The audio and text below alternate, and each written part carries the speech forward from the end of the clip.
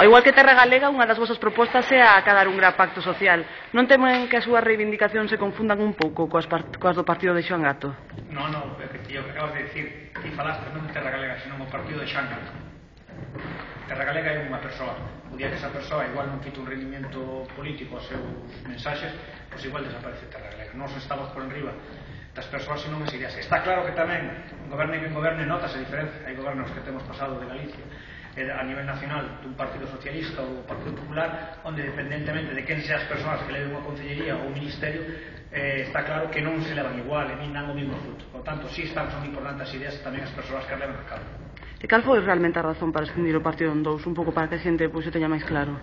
Bueno, digamos, eu dentro da coalición vou polo partido galeguista, por tanto nós non tuvemos decisión, que non tuvo foi Terra Galega, e parece ser que o problema que hubo aí foi por problemas de personalismo, mas non se pode decir. E vostedes realmente non dubidaron, non, de ningún momento, pois en vez de ir con Terra Galega, o partido galeguista sempre foi con Máis Galicia? Sí, no partido galeguista sempre pensamos na opción de Terra Galega que viña do señor Padín, porque xa con o señor Gato habíamos tido contactos, e que sempre nos ocorreu que ao final primaba o seu personalismo por enriba das ideas.